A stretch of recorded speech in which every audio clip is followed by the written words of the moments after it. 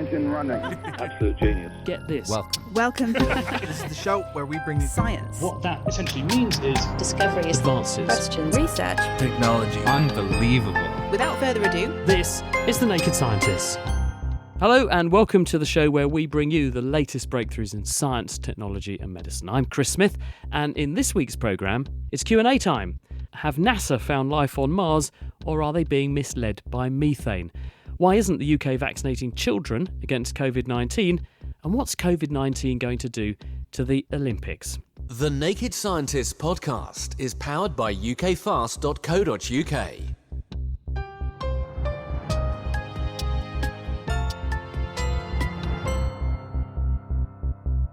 And with us this week, we have exercise physiologist and world record holder Dan Gordon. He's also represented the UK at the Paralympics, but these days he uses his science knowledge at Anglia Ruskin University to work out how to make the body go faster. Have you invented Superman yet, Dan? not quite, but perhaps we're going to see Superman or Superwoman over the next few weeks in Tokyo.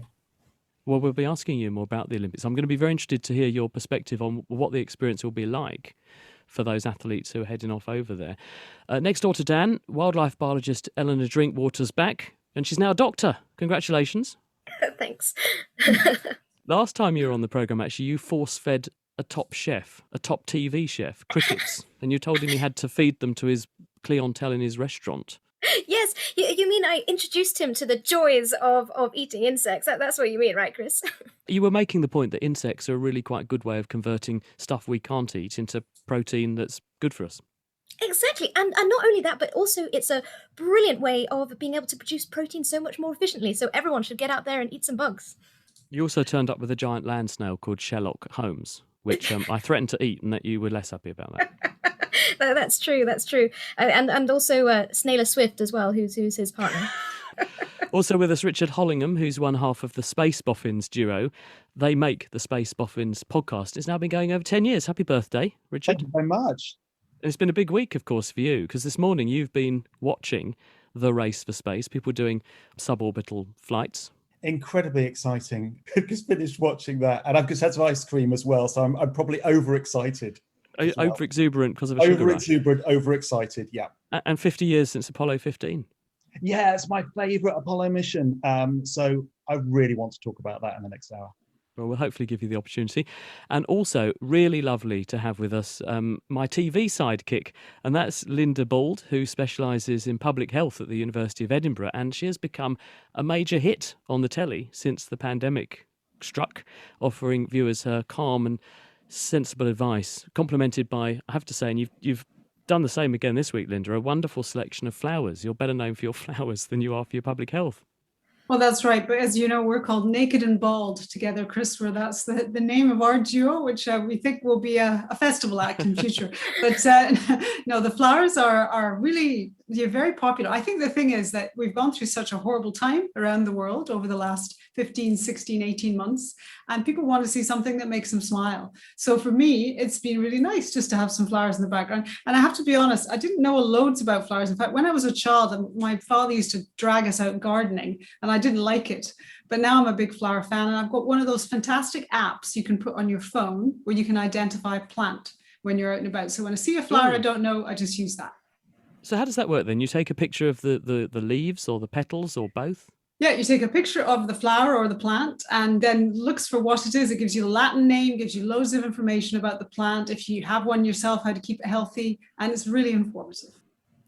Right, well, before we dive into the questions, we have, as we always do with these sorts of programmes, got a Guess Who quiz, which is running through the programme. Now, the way this works, I'll give you clues across the hour, and if you're listening at home, then see if you can beat our panel to the diagnosis, in other words, the identity of this mystery thing. So listen up, here's your first clue. It's a sound clue, and it sounds, this thing, like this.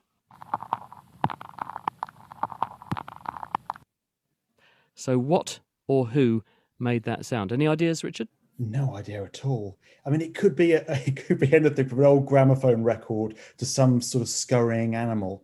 So I'm keeping an open mind at this stage. Yeah, it's a thing or an animal. Yeah, that really narrows it down. Thank you for that. Well, look, let's stay with you, Richard, because we've got this question from Tim, who has said, well, why have we got this sudden race for space on the part of people like Richard Branson, Jeff Bezos, Elon Musk. Why are they all doing this right now?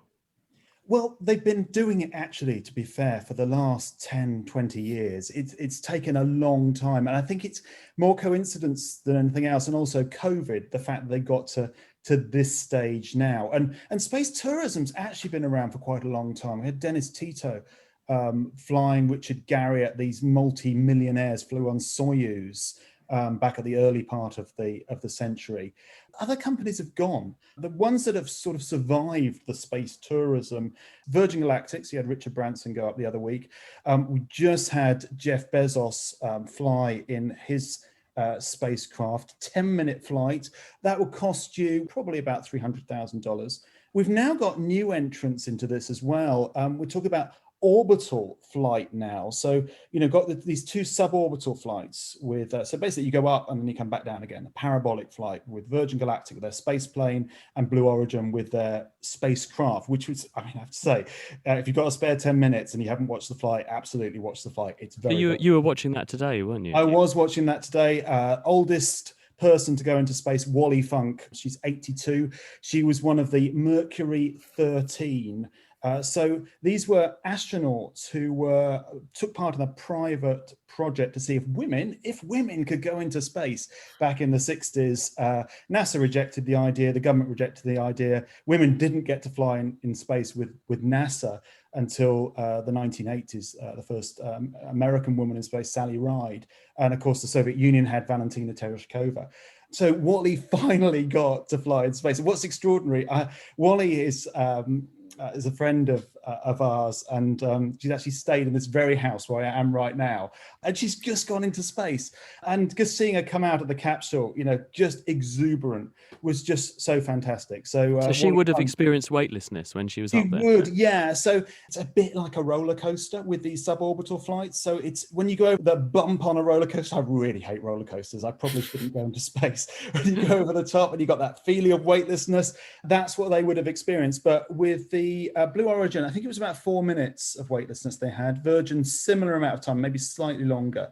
So it's the parabola that does that with the weightlessness. What did they say when the pair of them, Jeff Bezos and Wally Funk, when they returned to Earth? Did they give any comment?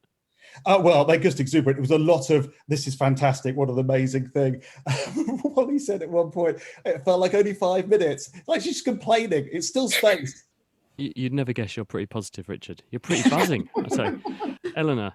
Oh my goodness, I just think it's so excited. Like, I'm a bit of a space nerd, and I just think it's so cool. But, this is a very serious question. Hypothetically, in 10 or 20 years' time, how cheap are these prices going to get? That is an interesting question, because the people behind these projects, they have put millions into it. They liken it to the origins of aviation. So, you had the Wright brothers fly, you then had biplanes, you had First World War really accelerated things, but civilians weren't flying. Perhaps they were flying in maybe a little short hop, little sort of tourist flight in maybe the late 20s into the 30s. But aviation didn't really take off until late 50s, 60s, and of course with low-cost airlines now. So, the costs of spaceflight are way more than the costs of a plane, but there is a comparison there. And you think if you started mass producing this sort of technology, you can see how the price could come down and come down and come down. It will certainly be down to the thousands rather than the hundreds of thousands. So there you go, Eleanor. Watch this space, I think is the verdict, isn't it? Well, back down to earth with a little bit of a bump. Linda, the UK has reached what's widely dubbed Freedom Day, in inverted commas. The WHO have criticised this move. Other countries have too. New Statesman have got an article that says it's uniquely dangerous as a manoeuvre. The rest of the world is glued to it with morbid fascination, rather like an episode of Love Island. Sean has been in touch. He's wondering, what actually is our UK strategy then, and what's the evidence it's going to work? Well, I think Sean asked a really good question. I guess a lot of us in public health have been asking, what's the UK's strategy all the way through it? I think the UK, like many countries in Europe and perhaps North America at the beginning, didn't know what to do and maybe prepared for the wrong pandemic. There's mentions of they were preparing for a pandemic, perhaps with something a bit like influenza, with flu. So I think we've kind of been lurching through different strategies, which are not the same as, for example, Southeast Asian countries who'd experienced previous epidemics where they had good contact tracing. They knew they need to ramp up testing. They needed to look at their borders, because this virus is something that people pick up and then they transfer it to other people. And a really good place to do that would be, for example, if you're traveling from one country to another, of course, you're going to take it there. So the UK has not had a clear strategy at all. And the question now is, I think what's happening is we're merging two different narratives or stories or beliefs about how to deal with this. There's a camp of scientists, quite a small one, but they still exist, that say, well, what you really need to do with an infection like this is let it go through the population, so people get infected who won't be at risk or will be at lower risk, and that's particularly younger groups, and they would then build up natural immunity. And then there's another group who think, well, actually, we don't want anybody to get this virus, so we need to get everybody vaccinated and keep quite tight restrictions on households mixing, so kind of lockdowns longer than we currently are. And the UK government's tried to meet somewhere in the middle. So we've had 2 big lockdown periods, 3 depending on where you were in the UK. And now they've decided, because it's the summer, they're going to open things up when you've got all of the adult population who've been offered the first dose of a vaccine, and almost two thirds who've had a second dose. So that seems to be the current plan. But I guess the really challenging thing about it at the moment is we are opening up so-called Freedom Day in England with all legal restrictions lifted at a time where we have over 50,000 cases a day and projected to go up to over 100,000, and some of our hospitals are under strain. So it's really, really tough. And would you therefore say that, in fact, it's the wrong manoeuvre? Well, I think there's different harms from this virus. And I think all young people in particular will know that the harm to them, small numbers have had their health harm, but they've lost education, social contacts, lots and lots of restrictions. And then, of course, you've had jobs that have been lost. The employment has suffered.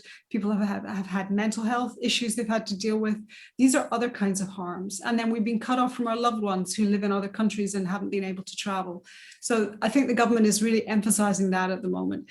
If you were just looking at my field, public health, and the priority for us is to protect the health of the whole population, and the health of the whole population is under challenge from a pandemic, you would deliver more vaccines, you would keep restrictions in place for longer until we were more confident about the way ahead. That's not the path the government has chosen.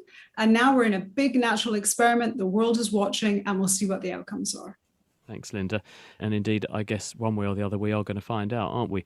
Another kind of big experiment that's going on, Dan, to you, the Olympics. This was a casualty of last year's coronavirus pandemic, wasn't it? But now the Olympics is back on. Tokyo are hosting.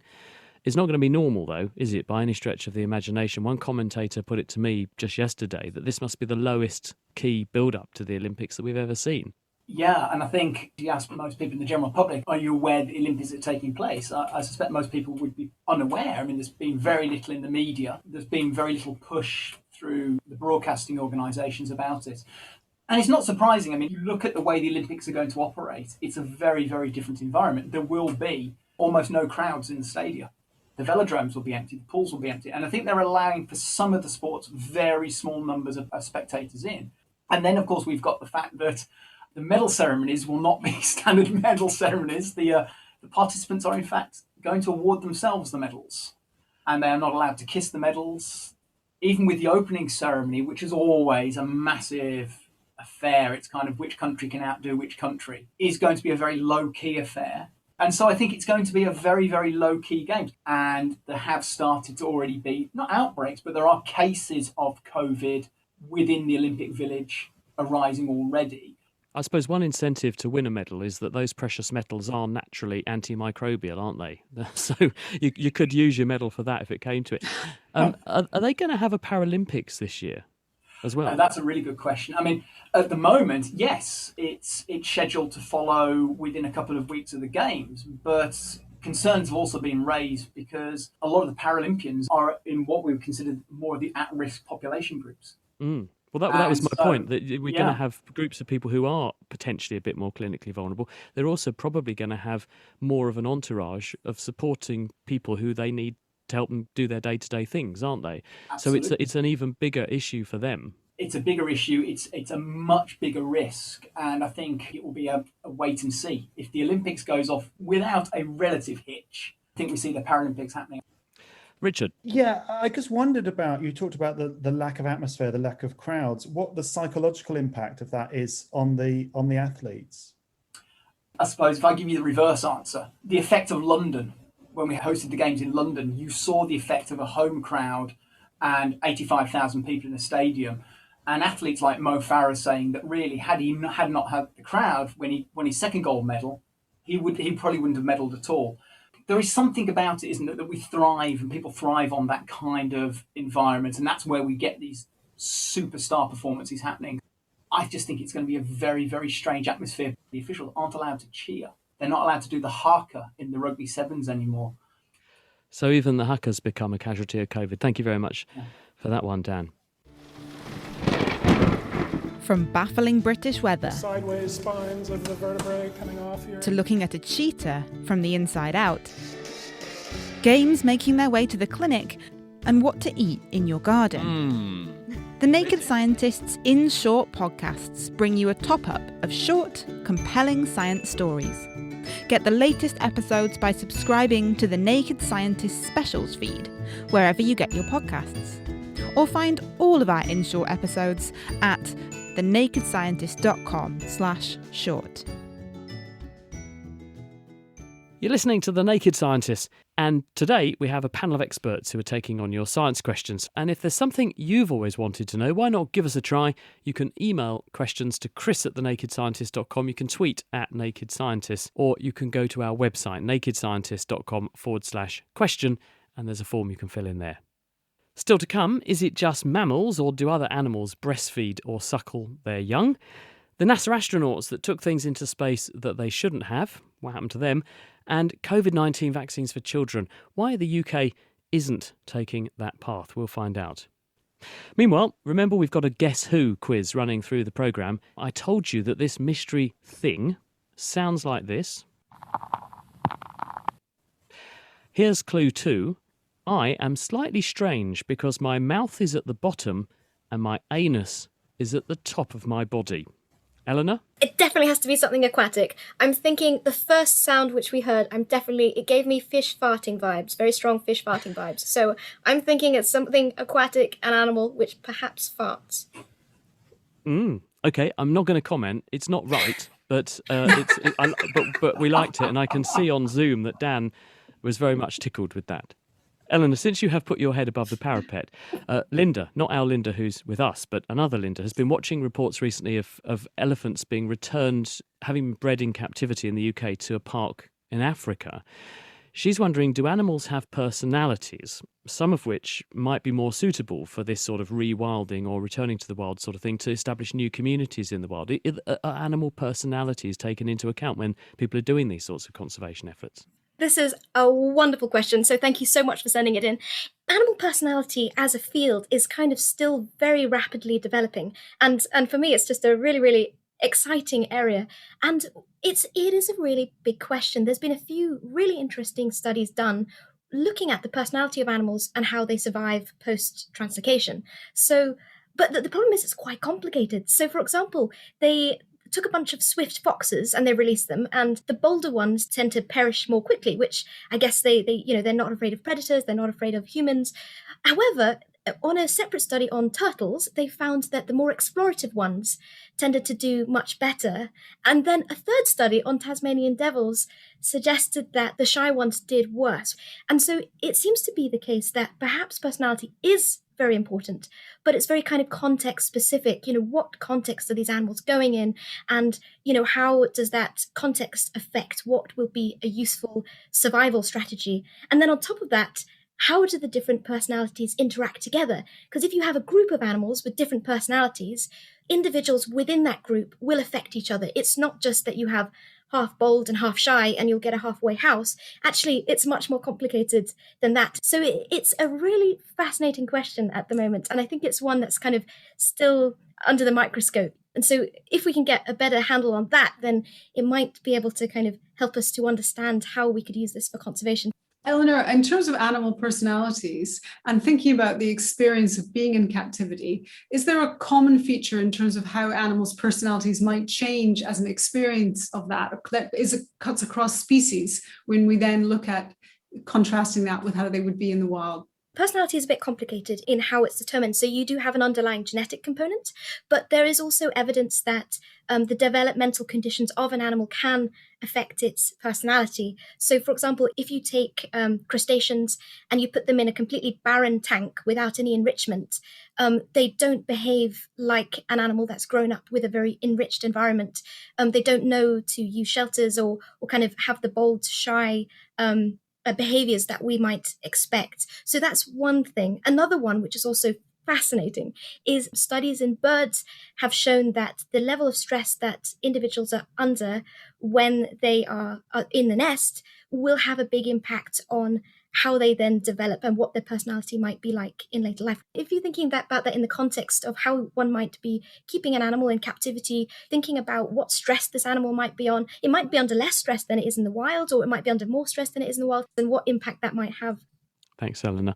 Richard, over to you. Wolfgang's been in touch, who I presume has also been watching Richard Branson and Jeff Bezos head off into space, and he's wondering at what altitude does microgravity or weightlessness actually kick in, if any altitude at all? Well, as you move away from any object, gravity is going to decrease. So if you were in deep space, for example, away from any planets, away from any black holes, stars, anything that would have a lot of gravity, then you would be weightless. You would be able to float around. In the International Space Station, there's only about 90% of the gravity on Earth. So there's actually something else going on here, what they call microgravity in space. And actually, if you were on the International Space Station or on one of these parabolic flights, the astronauts are in free fall. So with a parabolic flight, you're going up, over, round, out of the atmosphere and back down again. In that period of the top of the parabola, you've got weightlessness. You're falling back down to Earth. So you've got the weightlessness. It's like going in a roller coaster. With the International Space Station, what's happening there is you're falling around the Earth. So it's because the space station is just going so fast that it's never going to hit the ground. And therefore, it's not so much about the altitude, it's more about how long you're falling for. So when you've got these craft climbing up, such as Wally Funk would have experienced when we recorded this programme today, she would have gone over the top of the roller coaster, as it were, and started to come down. The higher she went, the longer she would have had to fall for, and therefore experience weightlessness. But if she'd gone to a less high height, she could still have felt weightless. It just wouldn't have lasted so long. Yeah, absolutely. And with that flight, you had about 4 minutes of weightlessness. Back down to Earth with a bump, which hopefully these people trying to achieve or a spaceflight are not going to do. The COVID situation again, Linda. The UK is in the grip not just of a pandemic, we're now in the grip of what's being dubbed a pingdemic. There's over 1 million people confined to their homes right now because the COVID-19 app that the UK government are running has told them they've been in contact with someone and they should stay home. What is going on?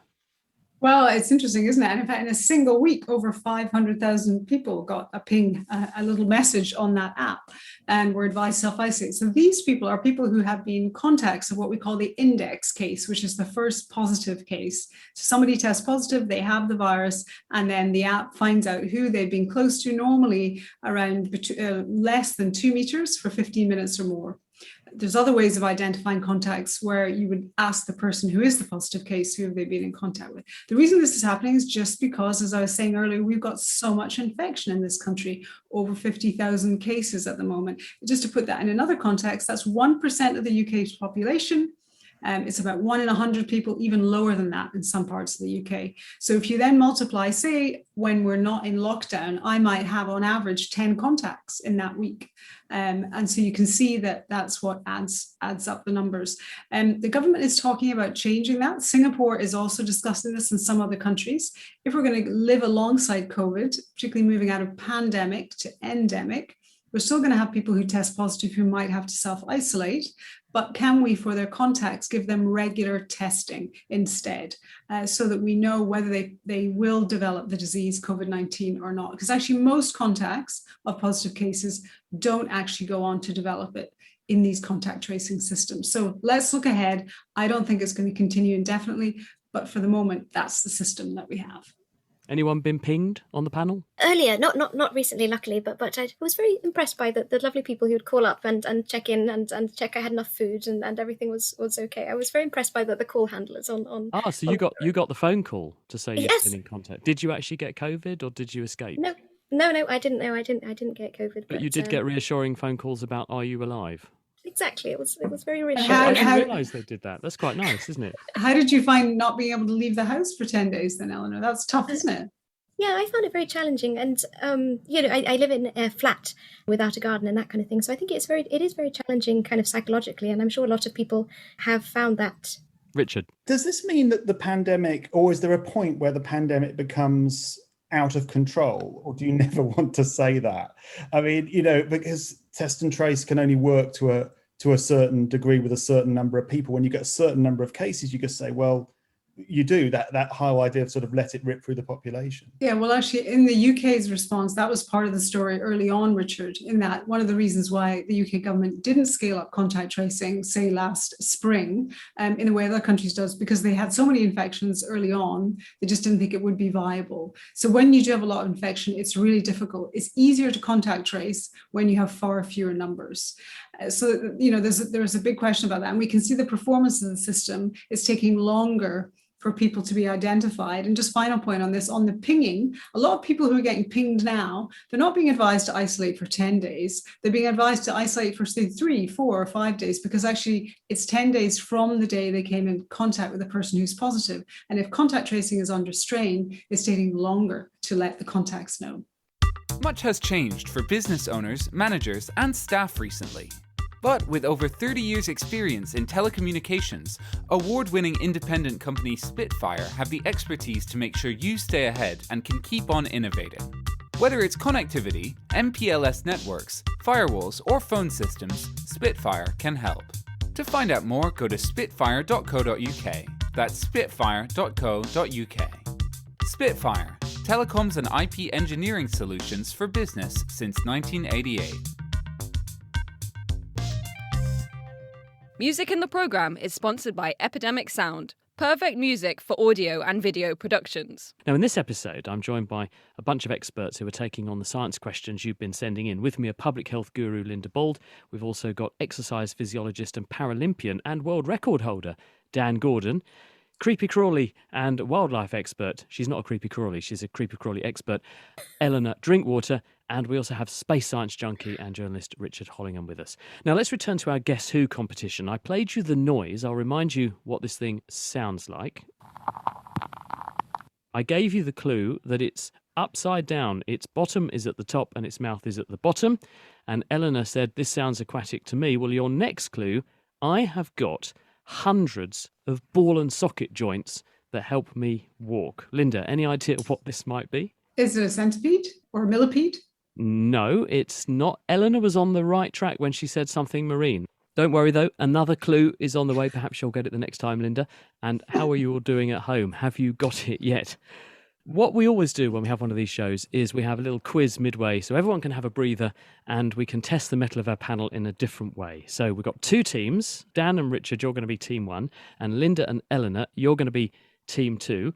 And you can, of course, confer. It is the Tokyo Olympics, so I've got an Olympic-inspired quiz for you. Dan and Richard, you're going first. Round 1 is long distance. So if Elon Musk's rocket goes off course one day and it takes him to Mars by mistake, how long, Dan and Richard, would his Mayday radio signal from Mars take to get back to Earth?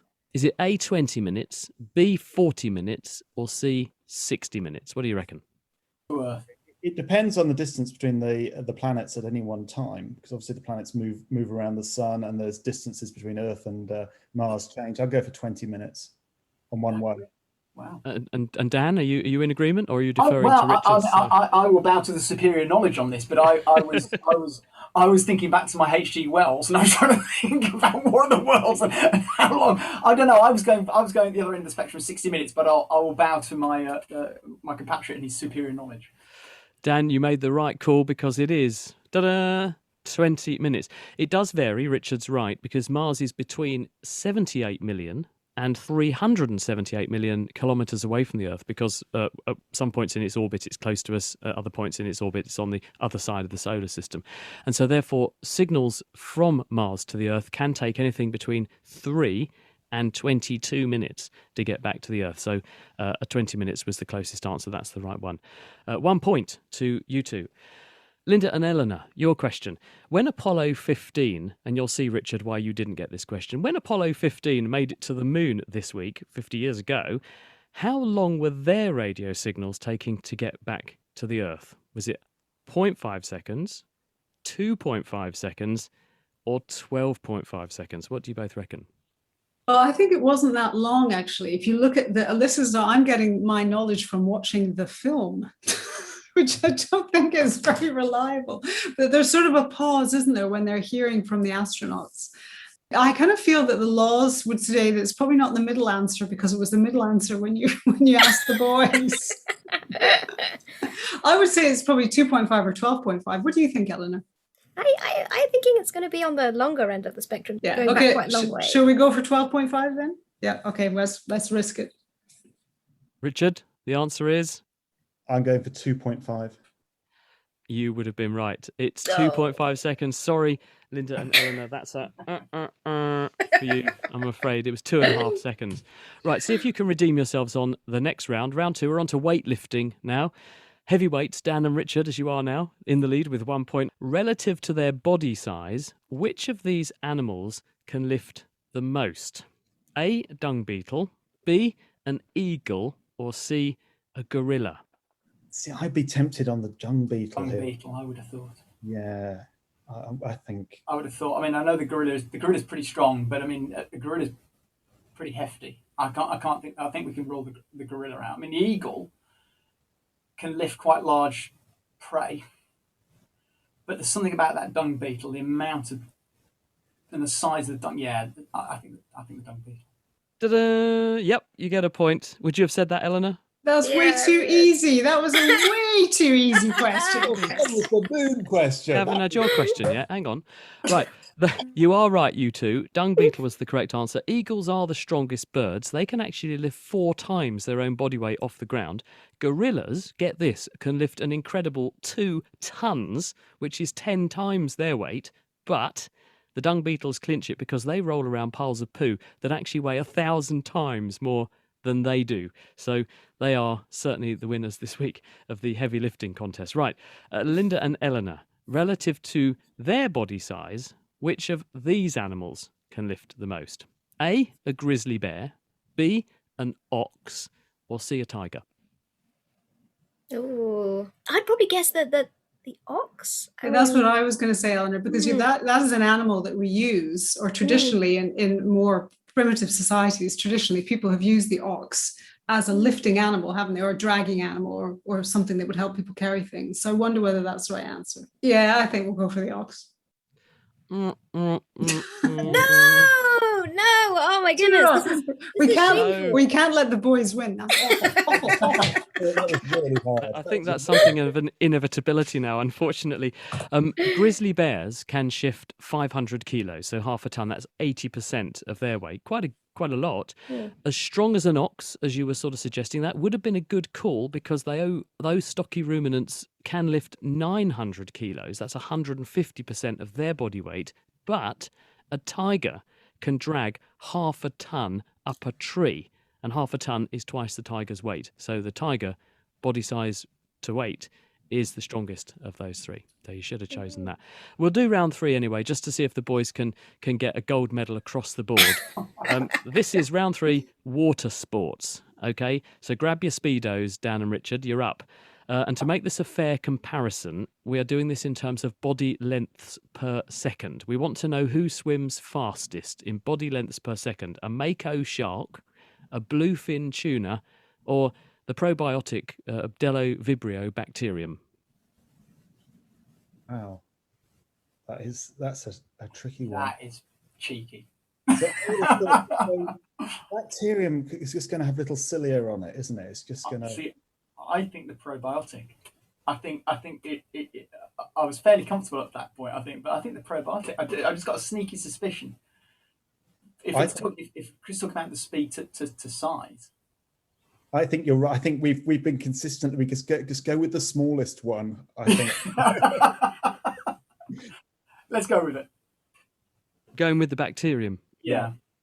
Ta-da! Yes, that's the right answer. Makos are the fastest sharks. They can swim over 74 kilometres an hour. A bluefin tuna will cruise along at a good 70 kilometres an hour. Based on the length of those fish, though, that's about 6 to 10 body lengths a second. But Delovibrio, which are these bizarre parasitic bacteria that invade other bacteria, drill holes in them and grow inside them before bursting out and going finding more bacteria, they can swim along at 100 body lengths per second. You're a world record holder, Dan. So are these. They're in the Guinness Book of World Records, I'm told, as world's fastest swimmers. 100 body lengths a second, really quite a feat. Let's see if you can get yourselves a little bit of redemption. Team 2, Linda and Eleanor. You might get a bronze medal out of this one. Who can stay underwater the longest? A beaked whale, Croatian Guinness World Record diver Budimir Sobat, or an alligator? I'm guessing it's not going to be the person. No. So it's between the alligator and the whale. I want to say whale, but I feel like this is going to be a trick question given our track record. What do you think, Linda? Yeah, well, I was going to say the whale. I'm just trying to think about how alligators behave. They can't disappear for quite a long time, can't they? I think the tricky thing is, Chris, we don't probably know much about that whale species, the beaked whale. Do you know much about them, Eleanor? No, I don't. Again, they've got less than. I think though, if you think about whales, the depth they dive to, for ages, don't they? To feed. Oh, it's hard. I feel like the whale's too easy. I'm thinking it could be the alligator because it feels like a trick question here. Okay, well, we'll go with the alligator, but I think it's the whale. Let's go with the alligator. Okay. What is it, Chris? And it's the right choice. Yes. Croatian. Well done. Hooray, we got a point. Croatian Budimir Sobat has actually just set a new world record this March. He managed to remain underwater for an incredible nearly 25 minutes. A beaked whale is the longest submerging mammal. It can stay down at depths of about 2 miles for nearly 4 hours. But the alligators on the top of the podium for this particular race, he has or she has the ability to stay under there for 24 hours if needs be. So congratulations to Team 1. Dan and Richard, you get this week's gold medal with 3 out of 3. You are the Naked Scientist's Big Brain of the Week award. We'll give a bronze medal to Linda and Eleanor for being jolly good sports. You did get off the blocks with your final answer, so well done. Right, let's get back to the questions. Dan, Tokyo, very big time difference from where many of the Olympic competitors are going to live normally. How do athletes make sure they don't get jet lag? Because that would be, I presume, pretty devastating for performance. It is, and it's one of those issues that you face when you've got any major sporting tournament. And one of the things that we understand about somebody's chronobiology is that, in essence, for every time zone that you cross, it takes 1 day to reacclimatize to that new time zone. But most Olympic teams will actually have gone out early. I mean, Team GB are actually out already in Japan, and they're in what are called holding camps. And so they go out into the holding camps primarily to acclimatize to the environmental temperatures, but also to actually overcome things like the jet lag. So you would hope, unless you've got athletes who are flying in very, very late, that the jet lag shouldn't be such an issue. What does become an issue, partly linked, is the natural circadian rhythm of the individual, because we understand that naturally we perform better athletically later in the evening. So we actually tend to perform very well between about 7 and 11 p.m. in the evening. And a lot of criticism has been raised, well, surely that's because that's when television wants us to watch those kind of events. But we saw the actual reverse of that. When the Olympics were in Beijing, and you may remember back to Beijing, there was that extraordinary American swimmer, Michael Phelps. And Phelps was going for this, I can't remember how many medals it was. He was going for 8 golds in the games. And the American broadcaster, NBC, who owned the rights to the Olympics, wanted to make sure that everybody in America could watch Phelps. So for the first time in Olympic history, they reversed the timings. They put the finals in the mornings and had the semi-finals in the evenings. And it was really interesting to note that there were no world records broken in any finals, which took place in the mornings, and world records were broken in the semi-finals. That's good to know. So next time we record one of these programmes, you guys, we'll get you all back at 11 o'clock at night to lay this down, because we'll get an even better performance. I think we're doing quite well today, though. It's going pretty well, isn't it? It's not bad. Yeah, we might have won the quiz if it was 11 p.m. Anyway. There you go. Here we go. Before we get into some more questions, it's now time for the fourth and final clue in our Guess Who quiz. I told you this thing sounds like this. I told you that its bottom's at the top is at the bottom. I also told you that it's got hundreds of ball and socket joints that help it walk. And the final clue is, I am normally about 10 centimetres across, but some of my relatives get much bigger, to 36 centimetres in diameter, and they can live for hundreds of years. My ancestors go back 450 million years. Dan, any idea? Some form of crustacean, I would guess. Mollusk, mussel, something along those lines. Well, you're in the right environment. It is a sea creature, I'll give you that. Don't worry if you haven't quite clinched it yet. I will put you out of your misery at the end of the programme. Eleanor, back to the questions, and over to you. Steph is wondering, are there any animals that are not mammals, but they nevertheless breastfeed their young? Yes, there are several other amazing animals, amazing species that do feed their young milk-like substances. So I'm going to move away from the kind of breastfeeding, but into talking about the kind of secretion of a kind of a milky substance. So there's a really lovely example of this is there's a species of jumping spider, which is known to, it has a kind of a fold in its underside, which it secretes. It's kind of like a thick, milky substance, which it actually uses to suckle its young.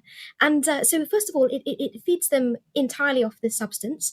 But then in time, the youngsters start to kind of forage for themselves, but then still are kind of suckled a little bit in the nest. But adorably, even after they've fully weaned, then they still come back and sleep in the nest at night.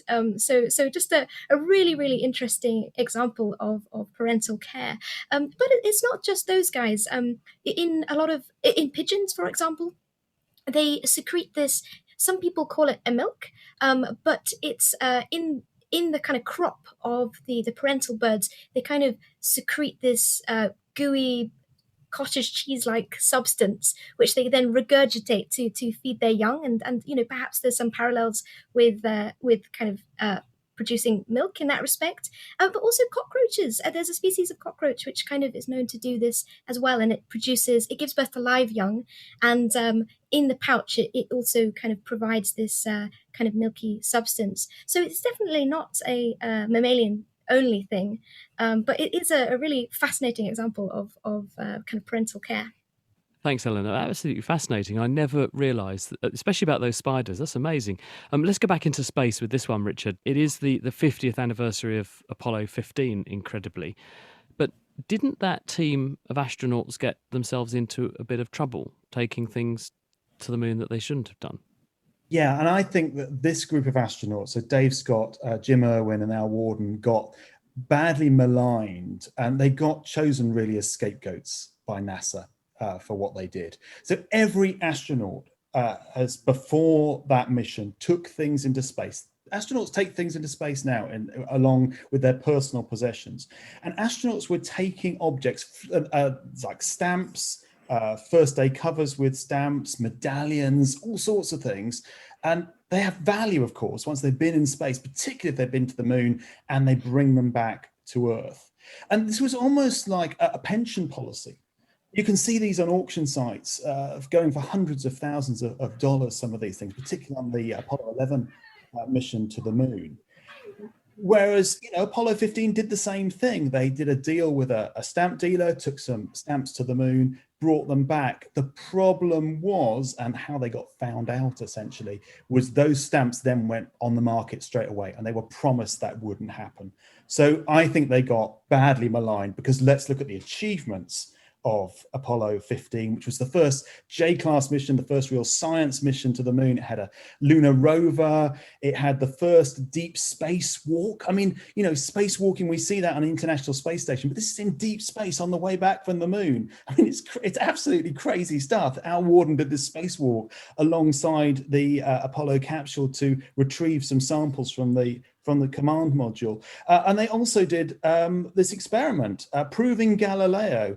It was the modern day equivalent of the guinea and the feather experiment, wasn't it, that they did? Dave Scott on the moon dropped a feather and a hammer, and they both hit the surface at the same time. Really cool experiment. You can see it still on the NASA website on YouTube. It's really, I mean, you watch it now, it's still amazing. So you think, no, surely the hammer's going to hit first. And they just hit exactly the same time.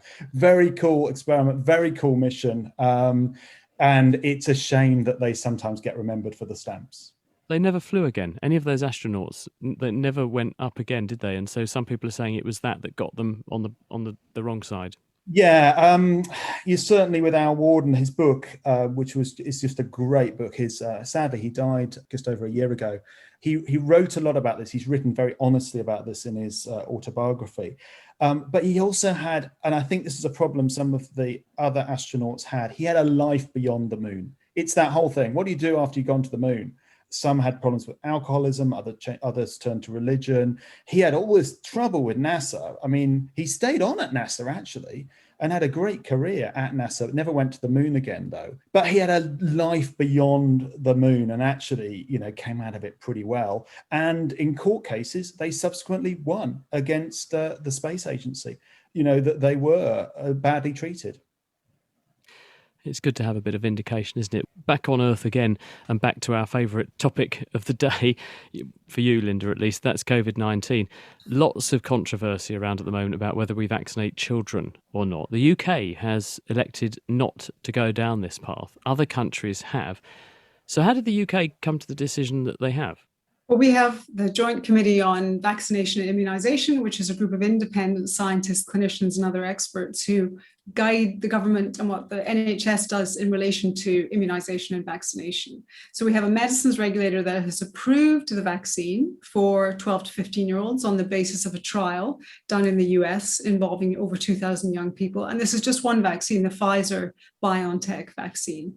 But the JCVI have decided that at the current time, they're only going to recommend it for particular groups of children, about 370,000 of them in the UK. And these are the kids who are most at risk from COVID-19. So they might have an immune system that is not functioning as fully as it should. They may have severe learning difficulties, for example, and a range of other conditions. So they're going to vaccinate those young people between 12 and 15.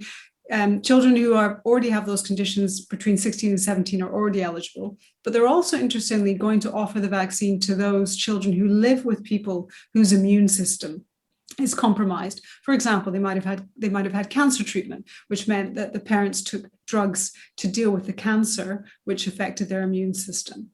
Internationally, this will be controversial. Canada, the USA, Algeria was the first country. Israel, some countries in Europe are already vaccinating teenagers. I think the rationale is risk-benefit. They're saying there may be some signals that there may be some very small risks from this vaccine to younger people. But because the risks of becoming unwell with COVID-19 are so tiny for this age group of children, that those risks might in some circumstances outweigh the benefits. I think we have to see how this goes. It's great, these kids are going to get it soon. But in the longer term, we want to reach what we call population immunity, particularly when we have more transmissible variants like the Delta, so-called, we may actually need to vaccinate teenagers in the future because we know they can pick up the virus and we know that they can pass it on. Dan? What is the evidence about long COVID? There seems to be this evidence suggesting that actually children are perhaps more susceptible to long COVID, and therefore is there a necessity then perhaps to vaccinate against that? So they're not more susceptible to long COVID. They can develop long COVID, but if you look at the studies that have been done, we're starting to get population level evidence on the incidence of long COVID, which is often defined as having symptoms beyond 12 weeks, beyond having a positive test. So not less likely. It's actually age-related as well with long COVID. You can see that people over the age of 50 are more likely to develop it than younger people, but younger adults in particular. We estimate about 1 in 6 people in their 20s who've had COVID-19 might have long COVID. So kids are less at risk, but they're not, protected from long COVID. There may be small numbers that still get there. Dan, let's stay with you. It's interesting that under normal circumstances, when we don't have COVID to contend with, athletes often move around the world and they train at different altitudes, for example, and they do that to boost their haemoglobin levels.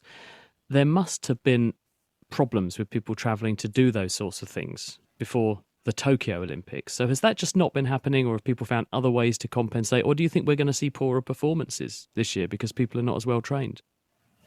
Oh, gosh, I think that's a massive question. I think in terms of athletes travelling, I think some countries are at a natural advantage. I think, for example, the Americans have been able to travel within the US and go to their high altitude training camps, whereas those on the British team who used to go out to places like Lofa in Austria have not obviously been able to travel. So there has certainly been less of that, and I think what has been going on is using alternate methods. So rather than going to a hypobaric environment, they've been using hypoxic-based training methods. So just reducing the O2 concentration and training in hypoxic chambers or hypoxic tents. I think as to are we going to see poorer performances in Tokyo? I think that's a really, really interesting question, because for many athletes, they had been on a 4-year plan leading up to 2020. And so the whole of that plan had been a 4-year structure to get to that point. And of course, the games were called off in April of 2020. And it sounds ridiculous when I say, well, it's really hard then to pick up and start again. And actually, that's what many of those athletes have done. Their training plans are built in such a way to actually... And it's like trying to shoot, a dart or an arrow at a target which is miles and miles and miles away and hit the bullseye. But you're trying to peak on that one day at that one time. And now what we're saying is actually we want you to try and prepare for that again. And so I think what we're going to see is we're going to see a really interesting games in that I think the favourites or the favourites that would have been going in last year either aren't there because a lot of them actually retired because that was going to be their final games, or they have not been able to prepare. And I think we're going to see a games which is going to be far, far, far more unpredictable. And in many ways, contrary to perhaps what we were discussing earlier on, offers a degree of more excitement where races aren't going to be foregone. There's not going to be these foregone conclusions and you go, well, who's going to win this one? Because it's all been up in the air for every athlete. And in many ways, it's perhaps a slightly inappropriate term, but it's almost like survival of the fittest in the sense of not against COVID or whatever, but in the end, it's who can survive through the rounds and the games, through the actual games themselves. So it's, very, very interesting. Well, I would definitely be watching the commentary. I love clay pigeon shooting, so I'm going to be interested to see how that goes down. Eleanor, we've heard from Joyce. She's wondering, when animals try to frighten off predators and they get startled, how do they know what will actually scare off that predator? And why does that actually even work? It's a deep area of controversy at the moment in the animal behavior community. The idea is that a prey animal intentionally startles its predator. It could be that it lets out a noise which causes a fright, or it could be a colour display, or it could be a smell, or it could even be bioluminescence. There's a range of different things. The really difficult thing is kind of, how is this working? Is it the case that the animal is, for example, there's the hypotheses with some of the lovely moths that you see with the big eye spots that they are trying to frighten their predator by thinking that there's another predator there. And so it could be that kind of almost mimicry, which is causing this kind of surprise, or it could be that it's just the kind of blinding flash of kind of color and noise, which kind of triggers fright. But ultimately, it's something which is very difficult to measure. But interestingly, this is often tied in with the knowledge of the predators. And so this is something else which is currently under investigation. And it could be the case that some of these kind of startle defenses work really well on naive or kind of young individuals, but then kind of wear off as the kind of predator becomes wise to it. So it's a really interesting area of research. So that's a really, really good question. Thanks, Eleanor. Over to you, Richard. George has been in touch and he's been reading these reports of methane on Mars, and there were some headlines he spotted, things like Curiosity finds potential alien burp. He's wondering what has actually been discovered, and is this a smoking methane gun that says there was alien life here?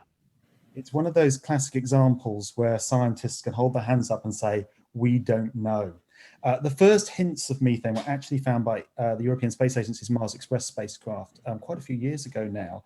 And now the Curiosity rover, the NASA Curiosity rover, which is obviously trundling along the ground on Mars, has also detected methane. But the Trace Gas Orbiter, so another spacecraft that's in orbit around Mars, has not detected this methane in the same places. So it could be that there's a fault with Curiosity, with the sensor, or there might be methane, but it's not quite making it to the 3 or so kilometers where the Trace Gas Orbiter can detect it. So there might be methane, there might not, is the answer to the question. And the reason, of course, everyone's excited about methane is it could be an indicator of life. That could mean that actually something is producing methane the way that we do, cows do. And the other weird thing is that methane should, according to the way that Mars' atmosphere works, it should last for about 300 years on Mars. So again, there's a mystery as to why the Trace Gas Orbiter in orbit around Mars is not detecting methane if the planet is constantly producing it. This would therefore be what some pocket of microbes that have the metabolic machinery to turn organic carbon-rich stuff into methane, and that would indicate that they are there doing that. That's why this matters. That's why it matters, but it could be some sort of geological process as well. So we really don't. How will they investigate? How will they find out what this is? It's like all these things. The more experiments you can throw at it, the better. I mean, we've got new experiments going to Mars, new rovers going to Mars all the time. At the moment, what's at Mars has not the capabilities to prove one way or the other. But we're just getting these tantalizing glimpses continuously, and this has been over the last 10 years, that there is methane there. As to where it's coming from, we probably won't start knowing the answers to this until we can either go to Mars ourselves or bring samples back from Mars in one of these likely areas. Maybe that'll give hints that there is some sort of, or had been, some sort of life there. Exciting times, isn't it? We watch with interest to see what happens. Remember, we've got a Guess Who quiz running through the programme. I've got one more clue for you. My name comes from an old word, which is Eurysseus, which means hedgehog. I was going to say sea cucumber when you said hedgehog. No, I have to say I'm stumped. I was thinking sea worms and things like that earlier, but it sounds like a much more complex creature and must be something, as you say, with links back to very early life. I know Dan's got the answer. Dan reckons he knows what it is. Richard, what were you thinking? I think I know the answer as well. I think it's a sea urchin. Dan? Sea urchin. Yeah, it is. It is indeed the sea urchin. Fascinating species, very, very old, and some of the longest lived animals on Earth.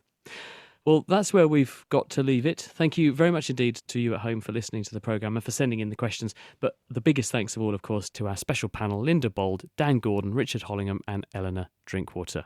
Now, next week, as car manufacturer Nissan announces the building of a new super battery centre in the UK, and sustainable mining and sensible infrastructure also enter the equation, we're asking, are we ready for the electric vehicle revolution? The Naked Scientist comes to you from the Institute for Continuing Education at the University of Cambridge, and it's supported by Rolls-Royce. I'm Chris Smith, and from all of us here at The Naked Scientist, thank you for listening and goodbye.